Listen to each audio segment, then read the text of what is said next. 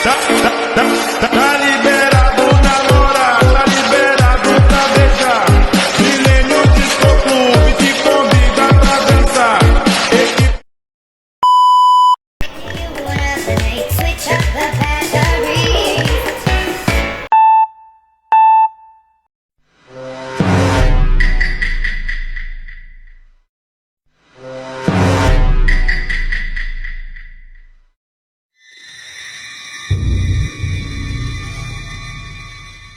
Bagaimana Pak? Apakah sudah cek kemana? Terima kasih Bu, sudah cair. Ini ada sesuatu buat Ibu. Maaf Pak, kami tidak bisa menerima ini. Karena sebagai mahasiswa kami menolak segala bentuk gratifikasi, misalnya suap atau dalam bentuk apapun.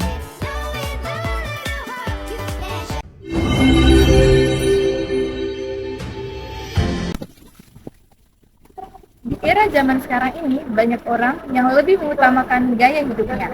Oleh sebab itu, banyak orang yang rela melakukan korupsi hanya untuk kesenangan pribadi. Tindakan korupsi tidak hanya suap menyuap loh, menyontek, bolos kuliah, terlambat, itu juga termasuk korupsi.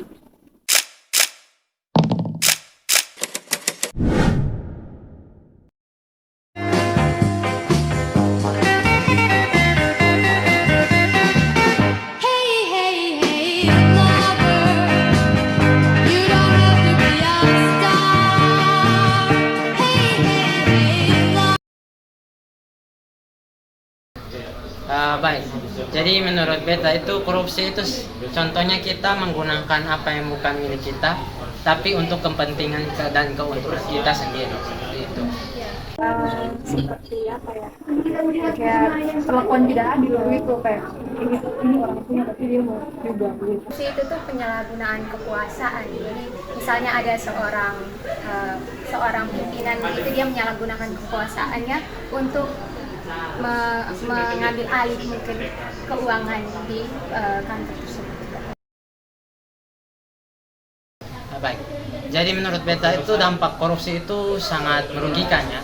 Jadi misalnya untuk diri sendiri, misalnya kalau kita bekerja dalam misalnya suatu kepanitiaan yang kecil ya, ada korupsi sedikit saja dan misalnya dana kita itu kurang dari target, maka kegiatan yang sudah kita rancangan itu akan tidak berjalan. Tapi kalau misalnya untuk skala besar, misalnya dalam sebuah negara, itu bisa berdampak kepada orang-orang yang seharusnya mendapat hak mereka, tapi ternyata mereka tidak mendapat hak mereka, seperti orang-orang yang miskin, mereka yang harusnya mendapat jaminan kesehatan dan sebagainya. Dampak yang ditimbulkan mungkin dia ke pegawainya. Jadi nanti gaji pegawainya mungkin nanti rendah karena kasus korupsi ini gitu.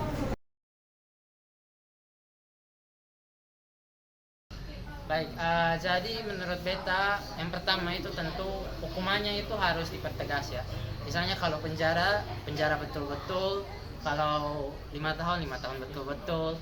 Kalau misalnya itu kan untuk yang sudah menjadi pelaku. Jadi untuk tindakan untuk pencegahannya itu seperti pendidikan anti korupsi itu penting. Ya, saya juga pernah mendapat pendidikan anti korupsi. Jadi dan saya rasa itu sangat bagus untuk mencegah tindak korupsi.